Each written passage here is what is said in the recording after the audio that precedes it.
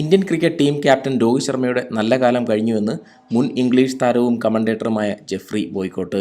ഇംഗ്ലണ്ടിനെതിരായ ടെസ്റ്റ് പരമ്പരയിലെ ആദ്യ മത്സരത്തിൽ ഇന്ത്യ പരാജയപ്പെട്ടതിനെ തുടർന്നാണ് ബോയ്കോട്ടിന്റെ പരാമർശം.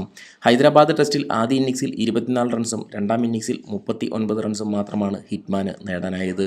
37 വയസ്സുള്ള ഇന്ത്യൻ ക്യാപ്റ്റൻ രോഹിത് ശർമ്മയുടെ നല്ല കാലം കഴിഞ്ഞിരിക്കുന്നു. അദ്ദേഹം കാമിയോ മാത്രമാണ് ഇപ്പോൾ ചെയ്യുന്നത്. 4 വർഷത്തിനിടെ നാട്ടിൽ നടന്ന ടെസ്റ്റ് മത്സരങ്ങളിൽ കേവലം 2 സെഞ്ചുറികൾ മാത്രമാണ് അദ്ദേഹത്തിന് നേടാനായത്.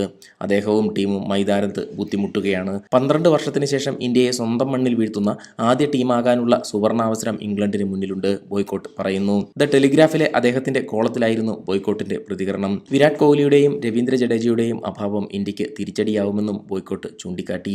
ഇന്ത്യ വിരാട് കോഹ്ലിയെ ഏറെ മിസ് ചെയ്യുന്നുണ്ട്. രണ്ടാം ടെസ്റ്റിൽ ജഡേജ കളിക്കാത്തതും തിരിച്ചടിയാണ്. മികച്ച ഓൾറൗണ്ടറാണ് ജഡേജ. ബാറ്റിംഗിലും ഫീൽഡിംഗിലും തകർപ്പൻ പ്രകടനം കാഴ്ചവെക്കുന്നു. ആദ്യ ടെസ്റ്റിൽ ഇന്ത്യയുടെ മികച്ച ബാറ്റ്സ്മാനും ജഡേജയാണെന്ന്